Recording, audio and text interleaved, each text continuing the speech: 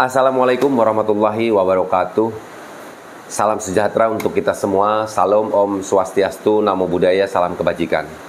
Teman-teman semuanya, selamat bertemu kembali dengan saya, Heri Susanto.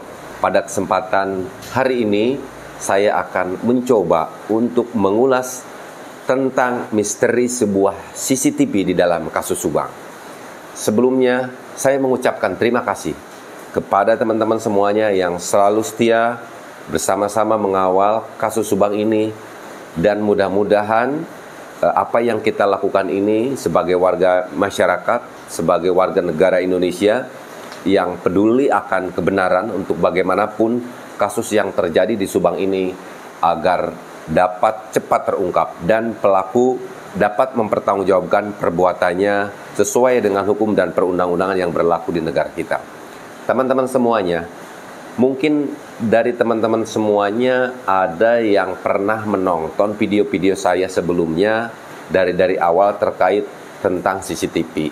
Dan mungkin juga ingat bahwa CCTV yang saya pernah sampaikan kepada teman-teman mengenai titiknya ya teman-teman semuanya, yaitu titik yang 300 meter dari rumah TKP, yang CCTV itu berada di depan pemandian steam mobil ya.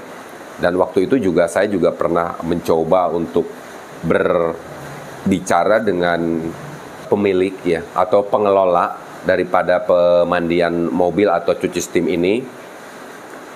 Dan tentunya teman-teman juga sudah ada yang melihat.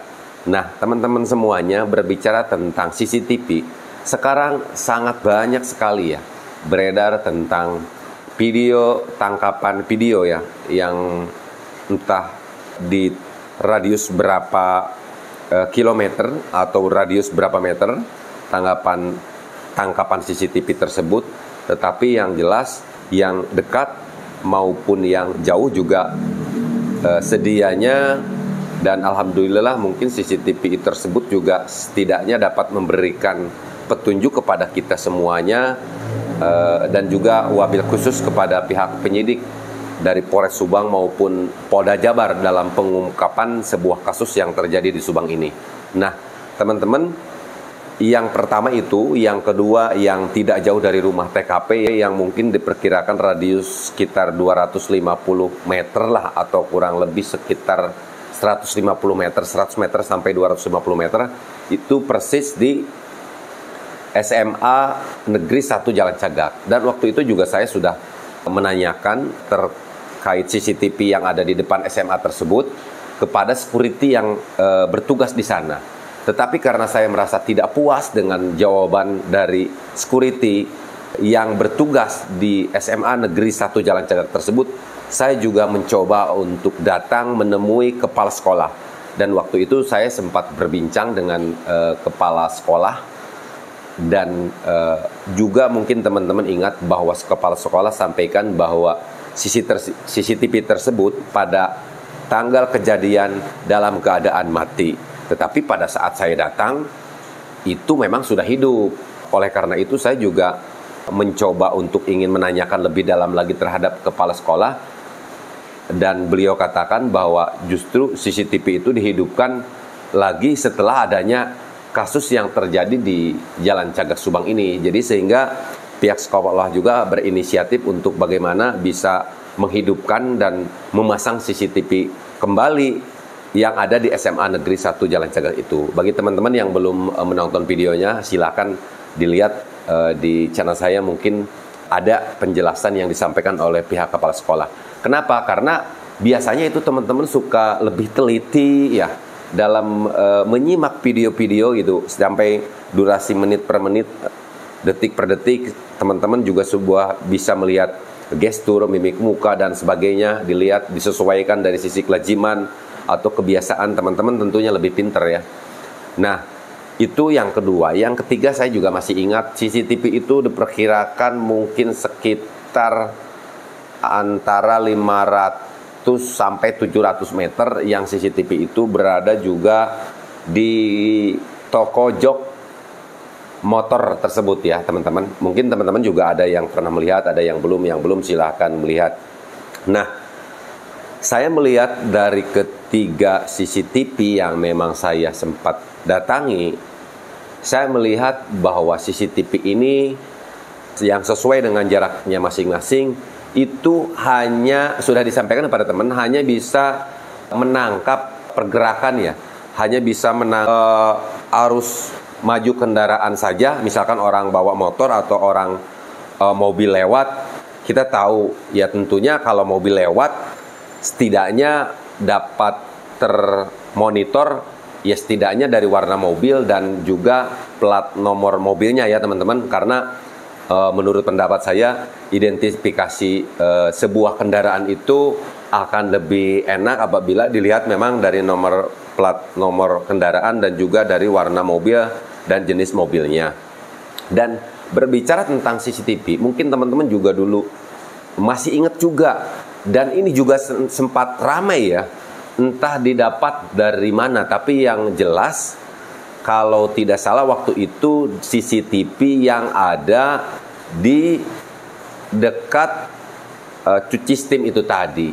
Nah, di situ diindikasi ada seorang sosok perempuan misterius yang sampai saat ini kita juga tidak tahu siapa itu, yang waktu itu memang membuang plastik hitam ke tong sampah yang ada di pemandian atau cuci steam mobil itu tadi. Tapi karena memang cuci steam itu tadi biasa membakar sampah yang ada di dalam tong itu setiap hari, ya tentunya apa yang dimaksud plastik hitam itu tadi kita tidak tahu apa isinya, tetapi mungkin pihak kepolisian di situ juga ada sedikit gambaran seperti apa dan bagaimana ya, karena memang pihak kepolisian itu langsung ya teman-teman, seperti apa yang saya sampaikan kepada teman-teman semuanya juga, ada yang memang dipublikasikan kepada kita, ada juga yang memang tidak dengan alasan sebuah penyidikan yang memang belum selesai ya teman-teman semuanya. Nah, lalu waktu itu juga ada juga tangkapan CCTV yang katanya ada beberapa orang juga tertangkap oleh CCTV. Entah benar, entah salah, kita semuanya tidak tahu karena itu juga ranahnya pihak kepolisian. Tapi yang jelas, saya melihat berbicara tentang CCTV di dalam kasus Jalan Cagak ini sangat-sangat sekali minim. Kenapa? Karena memang CCTV-nya ini radiusnya itu sangat jauh-jauh teman-teman. Seperti yang saya sampaikan kepada teman-teman tadi, itu hanya dapat melihat pergerakannya saja.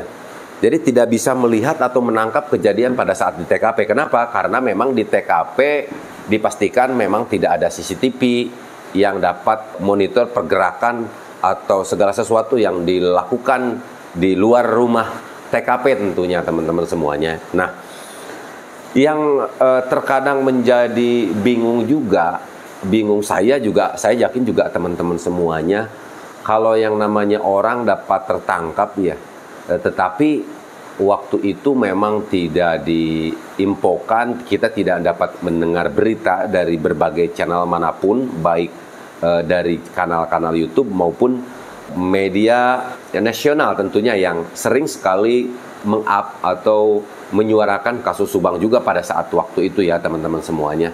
Nah, yang anehnya ini kenapa di dalam misalkan tadi sosok perempuan turun dari Avanza putih, tetapi nomor polisinya ini memang tidak dibicarakan. Sementara mungkin teman-teman juga lebih paham juga dan ingat bahwa identifikasi kendaraan memang akan lebih gampang daripada nomor kendaraannya itu tadi ya teman-teman semuanya. Nah, itulah teman-teman mengenai CCTV di dalam kasus Subang. Jadi secara pribadi yang saya tahu nih, di luar sepengetahuan saya tidak tahu seperti apa dan bagaimana. Tapi yang saya tahu bahwa di dalam kasus Jalan Cagak CCTV ini sangatlah minim sekali teman-teman. Nah, mungkin itulah yang saya dapat sampaikan kepada teman-teman semuanya. Apa yang tadi saya sampaikan mungkin sama teman-teman juga dapat disimak ya, terkait CCTV 1, CCTV 2 yang ada di SMA, CCTV 3 yang ada di tempat pembuatan jok motor dan jok mobil. sudah sampaikan, dan bagi yang belum melihatnya silakan untuk melihatnya. Dan setelah apa yang sampaikan terkait CCTV ini tadi, nah menurut pendapat teman-teman seperti apa? Saya ingin juga nih pendapat teman-teman mengenai CCTV yang hanya bisa melihat mobile orang atau pergerakan saja, tetapi mungkin ini juga ada manfaatnya, tetapi mungkin dari persentase untuk dapat memberikan petunjuknya sedikit jauh juga ya teman-teman. Kalau misalkan ada seorang saksi yang melewat di dalam kasus yang terjadi di Subang ini, saksi yang mungkin pernah dimintai keterangan juga oleh pihak kepolisian, mungkin hanya dapat termonitor orangnya maupun motornya saja, dan itu pun mungkin harus ada kesesuaian gitu loh. Harus ada kesesuaian dengan waktu saksi yang pernah dimintai keterangan berada di TKP tentunya. Jadi tidak akan bisa tangkapan CCTV yang memang hanya melihat pergerakan saja sepertinya untuk dapat memberikan petunjuk yang lebih terang benderang gitu loh. Kalau seandainya tidak ada kesesuaian dengan keterangan dari pihak saksi lain maupun hal-hal lain gitu loh. Kenapa? Karena memang kita tahu dari KUHP pasal 184 dari mulai keterangan saksi, keterangan para ahli, petunjuk, surat, dan keterangan dari terdakwa itu sendiri juga harus ada sebuah kesesuaian. Dan kita juga tahu bahwa di dalam kasus Jalan Cagak ini memang belum ada tersangkanya ya teman-teman semuanya. Dan polisi juga sampaikan kepada kita bahwa dalam kasus Subang ini pihak kepolisian tidak akan meminta pengakuan, tetapi apabila memang sudah cukup alat bukti kuat, pihak kepolisian akan segera untuk menetapkan siapa tersangkanya. Jadi itulah yang saya sampaikan kepada teman-teman semuanya terkait misteri sebuah CCTV di dalam kasus yang terjadi di Subang ini atau dikenal dengan kasus Subang ini yang sudah menewaskan 2 orang, yaitu kita ingat kembali almarhumah Amalia Mustika Ratu dan Ibu Tutiah Suhartini. Mudah-mudahan kedua almarhum ini diampuni segala dosanya, diterima amal ibadahnya, dan mendapatkan tempat di sisinya. Dan juga sekali lagi keluarga yang ditinggalkan mudah-mudahan diberikan kekuatan, diberikan kesabaran, dan mudah-mudahan pihak kepolisian juga yang sampai saat ini bekerja keras untuk bagaimana bisa mengungkap kasus ini, diberikan kemudahan, diberikan petunjuk, diberikan jalan agar kasus ini bisa segera terungkap.